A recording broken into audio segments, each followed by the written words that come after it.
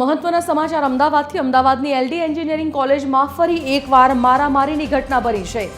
કોલેજના હોસ્ટેલમાં વિદ્યાર્થીઓ વચ્ચે બબાલ થઈ અને હોસ્ટેલના વિદ્યાર્થીઓને બહારથી આવતા યુવાનો સાથે મારામારી થઈ।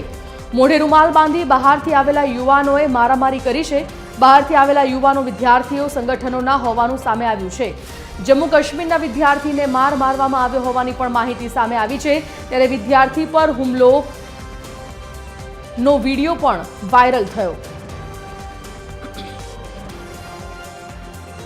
તો અમદાવાદના એન્જિનિયરિંગ કોલેજની આ ઘટના એલડી એન્જિનિયરિંગ કોલેજમાં મારામારી જેનો વીડિયો બહાર આવ્યો છે। આ કોલેજમાં હોસ્ટેલમાં વિદ્યાર્થીઓ વચ્ચે બબાલ થઈ। બહારથી આવેલા વિદ્યાર્થીઓ જે મોઢા પર રૂમાલ બાંધીને આવ્યા હતા તમામ આખું ટોળું દેખાઈ રહ્યું છે। બહારથી આવતા તમામ યુવાનોએ મારામારી કરી છે। મોઢે રૂમાલ બાંધીને બધા આવ્યા હતા યુવાનો અને ત્યાં જમ્મુ કાશ્મીરના એક યુવાનને એક વિદ્યાર્થીને માર માર્યો હોવાનું પણ સામે આવ્યું છે। આ તમામ યુવાનો જે ટોળા શાહી રીતે આ હોસ્ટેલમાં ઘૂસી ગયા છે તેમના વીડિયો પણ વાયરલ થયો છે। એલડી એન્જિનિયરિંગ કોલેજની આ ઘટના જ્યાં મારામારી બની છે। આ વીડિયો બહાર આવ્યા બાદ હવે કોલેજના સત્તાધીશો શું પગલાં લે છે તે જોવું રહ્યું।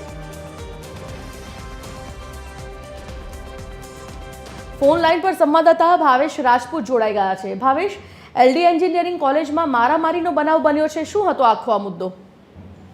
સંજીવની, જે પ્રકારના વિડીયો સોશિયલ મીડિયામાં સામે આવ્યા છે તેમાં જોઈ શકાય છે કે મોઢા ઉપર રૂમાલ બાંધીને અમુક યુવકો એક રૂમ તરફ આગળ વધી રહ્યા છે અને આ વિડીયો અમદાવાદની એલડી એન્જિનિયરિંગ કોલેજનું હોવાનું સામે આવ્યું છે, જેમાં વિદ્યાર્થીઓ વચ્ચે કોઈ બાબતને લઈને ઝઘડો થયો હોય અને તેના કારણે મારામારીની ઘટના બની હતી અને અન્ય રાજ્યના એટલે કે જમ્મુ કાશ્મીરના એક વિદ્યાર્થી ઉપર આ હુમલો કરવામાં આવ્યો હોય તેવી વાત પણ સામે આવી રહી છે। જો કે હજુ સુધી આ બાબતે એલડી એન્જિનિયરિંગના સત્તાધીશો દ્વારા કોઈ સ્પષ્ટ માહિતી આપવામાં આવી નથી કે આ યુવકો કોણ હતા, કયા વિદ્યાર્થી પર હુમલો કરવામાં આવ્યો અને કઈ બાબતને લઈને હુમલો કરવામાં આવ્યો।